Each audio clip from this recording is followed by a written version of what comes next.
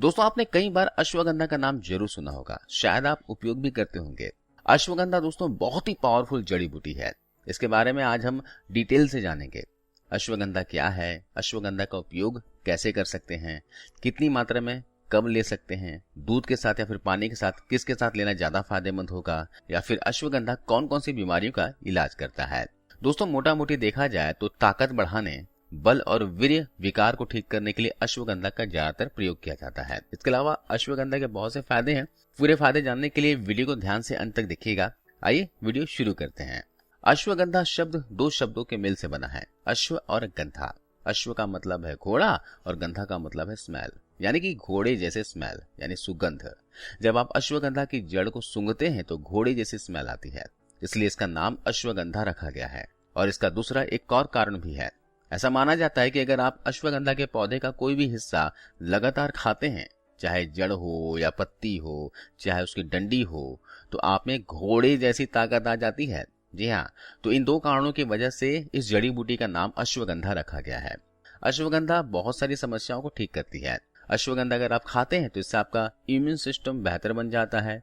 अश्वगंधा अंदरूनी कमजोरी को ठीक करता है, पीई को ठीक करता है, यानी जल्दी पानी निकल जाता हो उसका भी इलाज करता है। इसके अलावा कैंसर जैसी बीमारी में भी ये फायदेमंद होता है। या फिर अगर किसी को फ्रीक्वेंट मिसकैरेज हो रहा है लेडीज में, तो भी अश्वगंधा उसमें फायदा करता है। आपको डायबिटीज है तो उसमें भी अश्वगंधा आपको फायदा करेगा। अगर आपको हाई कोलेस्ट्रॉल है तब भी अश्वगंधा खाने से आपको फायदा होगा। अश्वगंधा पार्किंसन डिजीज में भी फायदा करता है ना। कई लोग के हाथ पैर बहुत कांपते हैं, उसमें भी ये जबरदस्त फायदा करता है। मेमोरी लॉस में फायदा करता है। अगर आप इसका रेगुलर सेवन करते हैं तो मेंटल फंक्शन को डिक्लाइन होने से बचाता है और इंटेलिजेंस को बढ़ाता है। अगर आपको पुराना सर दर्द है तो भी अश्वगंधा आपको फायदा करेगा। इसके अलावा अगर आपको माइग्रेन भी है ना, तो भी अश्वगंधा आपको फायदा करेगा।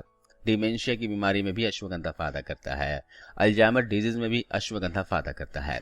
अगर आपको कोई भी इन्फ्लेमेटरी डिसऑर्डर है, यानी आपके शरीर के भीतर और बाहर कहीं पर भी सूजन और सूजन से संबंधित कोई बीमारी है, तो अश्वगंधा आपको यहाँ पर फायदा करेगा। ल्यूकोडर्मा है तो उसमें अश्वगंधा फायदा करता है। एक ल्यूकोडर्मा एक स्किन की बीमारी होती है। इसके अलावा नर्व ब्रेकडाउन में भी फायदा होता है, कॉन्स्टिपेशन में फायदा होता है, या फिर अगर किसी को दौरे पड़ते हैं, किसी को एपिलेप्सी है या मिर्गी की समस्या है ना, उसमें भी अश्वगंधा फायदा करता है। अश्वगंधा यूट्रेस में वीकनेस है, कमजोरी है, तो उसमें भी फायदा करेगा। मेल और फीमेल इनफर्टिलिटी में भी अश्वगंधा भयंकर जबरदस्त फायदा करता है।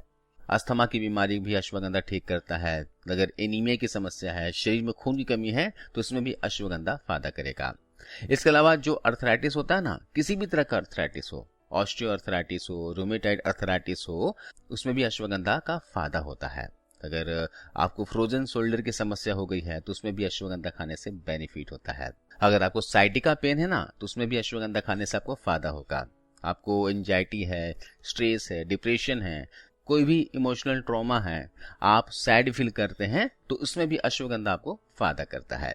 इसके अलावा अगर आपको रात को नींद नहीं आती है, निंद्रा की समस्या है, इंसोमेनिया की बीमारी है, तो वहां पे भी अश्वगंधा खाने से आपको फायदा मिलेगा। अगर आपके मांसपेशी में हमेशा दर्द रहता है तो उसमें भी अश्वगंधा आपको फायदा करता है। अश्वगंधा न सिर्फ दोस्तों बीमारी को दूर करता है, बल्कि बीमारी को ठीक करता है। जो मैंने आपको बताई है उनको तो ठीक करेगा ही, बल्कि आपको इन बीमारियों से बचाएगा भी। अगर आप अश्वगंधा का सेवन एक टॉनिक की तरह करना चाहते हैं तो भी आप ऐसा कर सकते हैं। इसके लिए आप बहुत ही कम मात्रा में अश्वगंधा का सेवन पूरी उम्र कर सकते हैं। तो अगर आप टॉनिक की तरह अश्वगंधा खाना चाहते हैं तो इसके लिए आप 500 mg की डोज ले सकते हैं हर रोज। 500 mg का मतलब 1 से 1.5 चुटकी के बराबर आपको हर दिन इसे ले सकते हैं। इसके अलावा जो अश्वगंधा होता है ये हार्ट के लिए भी अच्छा होता है, हाई ब्लड प्रेशर के लिए भी अच्छा होता है और लीवर के लिए भी बहुत अच्छा होता है। इसके साथ ही ये इन्फेक्शन को दूर करता है, फिजिकल वीकनेस को दूर करता है, यानी कि अगर आपको कोई शारीरिक कमजोरी महसूस होती है उसमें आपको फायदा करेगा। इसके अलावा अगर बच्चों में पोषक तत्वों की कमी है, काफी कमजोर हैं, जो उनके जो शरीर में पोषक तत्वों की कमी है वो दूर होती है। तो इतने जबरदस्त, इतने सारे फायदे हैं अश्वगंधा का। यह एक बहुत ही अच्छा टॉनिक है। यह हमें बीमारियों से बचाता है और बीमारियों को ठीक करता है। अगर इनमें से बताई गई कोई भी बीमारी आपको है तो आप डॉक्टर की सलाह लेकर अश्वगंधा का सेवन कर सकते हैं। अश्वगंधा के 1 या 2 साइड इफेक्ट्स भी हो सकते हैं, लेकिन ये साइड इफेक्ट तभी होते हैं अगर आप इसको लार्ज डोज में लें, यानी कि ज्यादा मात्रा में खाते हैं तब। अश्वगंधा की 4 ग्राम की डोज एक दिन में पूरी तरह से सुरक्षित मानी जाती है, और जो साइड इफेक्ट्स हैं वो तभी सामने आते हैं अगर आप इसे 10 ग्राम की मात्रा में एक दिन में खा लेते हैं और लगातार 6 महीने से ज्यादा खाते हैं, तभी इसकी जो साइड इफेक्ट है वो सामने आते हैं। इसके 2 साइड इफेक्ट्स आपको हो सकते हैं। तो आपका पहला, स्टमक अपसेट हो सकता है, पेट खराब हो सकता है, और आपको लूज स्टूल आ सकता है, यानी दस्त की समस्या हो सकती है। लेकिन ऐसा तभी होता है अगर आप इसे ज्यादा मात्रा में खा लेंगे, यानी 10 ग्राम की मात्रा में कई लोग खा लेते हैं, चम्मच भर कर अश्वगंधा पाउडर दूध के साथ ले लेते हैं, उनको इस तरह से नुकसान कर सकता है।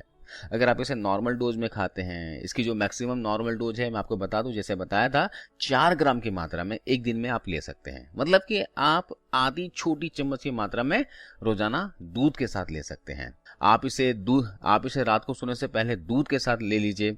अगर आपको दूध नहीं पसंद हो, दूध किसी वजह से नहीं लेना चाहते हो, तो यहाँ पर आप इसे नॉर्मल पानी के साथ भी ले सकते हैं। इसके अलावा आप इसे सुबह के समय भी ले सकते हैं। सुबह लेना चाहें तो आप दही के साथ, छाछ के साथ ले सकते हैं इस गर्मी के मौसम में, या फिर आप इसे जूस के साथ भी ले सकते हैं, स्मूदी के साथ ले सकते हैं। अश्वगंधा का सेवन लगातार किया जा सकता है। आप इसे ले रहे हैं तो हर 3 महीने में 15 दिन का गैप दीजिएगा। 3 महीने लगातार लेकर 15 दिन गैप देना है, फिर वापस से 3 महीने आप इसे ले सकते हैं, लेकिन क्वांटिटी का ख्याल रखिएगा। उम्मीद है आपको ये जानकारी, ये वीडियो अच्छी लगी होगी। धन्यवाद।